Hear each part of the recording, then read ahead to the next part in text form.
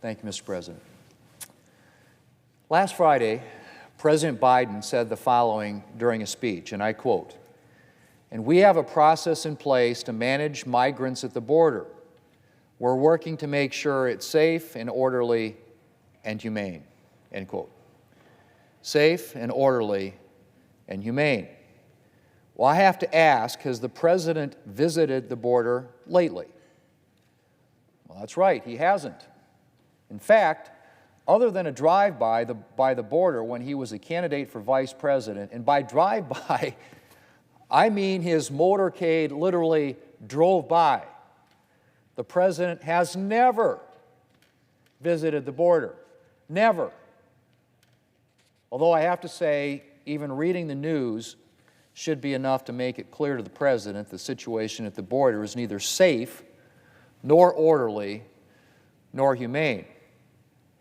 Mr. President, in case the President isn't clear about what's happening at the border, let me just read from one news story from last week. This one was from NBC News, and I quote, "A new surge of migrants is overwhelming the Border Patrol and shelters in El Paso, Texas, where nearly 1,000 have been released near bus stations over the past week in hope that they will find their own way to their next destinations in the United States," end quote. Here's the title of another grim news article from last week, and I quote, "Texas border town requests refrigerators to store migrant bodies after drownings overwhelm mortuaries," end quote. Texas border town requests refrigerators to store migrant bodies after drownings overwhelm mortuaries. And yet another news outlet reported, and I quote again, "El Paso County Sheriff sounds alarm over Border Patrol overwhelmed due to migrants," end quote. That article goes on to say, and I quote again, Sheriff Richard Wiles stated Thursday, "This incident raises a law enforcement concern because Border Patrol is so overwhelmed, undocumented immigrants may be released into communities with minimal or no screening," end quote. Mr. President, does any of this make the situation at the border sound safe or orderly or humane? I don't think so. Mr. President, the Biden administration has been characterized by record-breaking waves of illegal immigration across our southern border, and I mean record-breaking, quite literally. In fiscal year 2021, U.S. Customs and Border Protection apprehended more than 1.7 million individuals attempting to cross our southern border illegally, the highest number of apprehensions ever recorded. And as for fiscal year 2022, well, we exceeded last year's record-breaking number of apprehensions in June.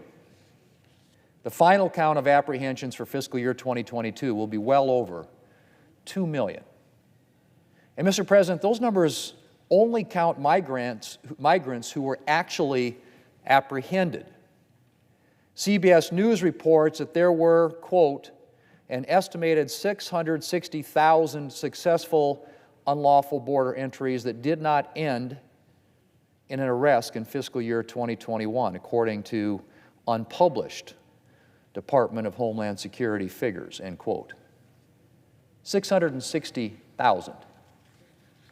Now, Mr. President, I don't have to tell anyone, except maybe congressional Democrats in the White House, that these kinds of numbers have resulted in scenes of near chaos at the southern border. Shelters have been overwhelmed. Border facilities have been overwhelmed. The Border Patrol has been overwhelmed. Who can forget the scene of 10,000 migrants camped under the bridge in Del Rio, Texas last September? And just in case anyone is thinking things at the border have substantially calmed down, here's yet another headline from this month, this one from the Dallas Morning News, and I quote, "Overcrowded processing center has Border Patrol releasing more migrants on El Paso streets. Migrants are being released from a facility filled at 3 times its capacity," end quote. That from the Dallas Morning News. 3 times its capacity. Mr. President, over the past few months, the governors of Texas and Arizona have been sending some illegal immigrants to places like New York City and Washington, D.C. And there has been a predictable outcry. But what is so striking about this situation is how upset these places seem to have become when dealing with just a tiny fraction of the situation that border communities and border states have to deal with on a daily basis. Washington, D.C. declared a state of emergency. The New York City mayor was outraged. Mr. President, while I'm in no way dismissing the challenges of dealing with thousands of illegal immigrants, let me just put this situation in perspective for a minute. Washington, D.C., a city of around 700,000 people, has received somewhere around 9,400 migrants over a span of 5 months. New York City, a city of around 8.4 million people, hasn't even received as many as Washington, D.C. Compare that with the situation in Eagle Pass, Texas, a town with a population of just 29,000, which sees 10,000 migrants a week. A week. Mr. President, for a party that likes to pride itself on compassion, the lack of compassion Democrats in the White House display on this issue is really astounding. Even after catching a tiny glimpse of what it's like to deal with an influx of illegal immigration, Democrats have apparently zero compassion for the border communities and states that have to somehow manage the arrival of thousands of illegal immigrants on a daily basis, along with all the logistical and security challenges that involves. And there are real security challenges. Certainly, many of the migrants crossing our southern border illegally are simply looking for a better life, even if they're trying to circumvent legal pathways to enter. But there are also a lot of potentially dangerous individuals coming across our border and passing through border communities. Gang members, drug traffickers, human smugglers, and other criminals. In one recent week, Border Patrol agents in the Rio Grande Valley sector along the southern border arrested 21 gang members, 2 sex offenders, and 3 migrants with prior convictions for various crimes. And the White House and Democrats don't just display a lack of compassion for border communities, they also display a real lack of compassion for the individuals attempting to enter our country illegally. There is nothing compassionate about an immigration policy that encourages individuals to come here illegally with all of the risks that that entails. Mr. President, earlier I mentioned a border town that was seeking increased morgue facilities because it was dealing with the bodies of so many individuals who had drowned while attempting to enter this country. Deaths at the southern border have surged under the Biden administration, undoubtedly because the administration's lax immigration policies and obvious lack of concern about securing the border have encouraged individuals to attempt to come here illegally. According to Department of Homeland Security numbers that have been reported, 748 migrants have died at our southern border so far this fiscal year. That's a lot of lives lost, Mr. President. A lot of lives. Mr. President, one illegal immigrant speaking to a news outlet this month said of the border, and I quote, "It's open, not closed. The border is open. Everybody believes that the border is open. It's open because we enter, we come in free, no problem," end quote. That is the message that President Biden's immigration policies have conveyed. And the longer that he continues with his de facto open border policies, the more individuals are going to be encouraged to attempt the dangerous journey across our southern border. Mr. President, the massive spending package, the so-called Inflation Reduction Act, the Democrats shoved through the Senate last month contained hundreds of billions for Democrats' Green New Deal priorities, like tax credits for wealthy Americans to buy electric cars and more than $80 billion for environmental justice priorities.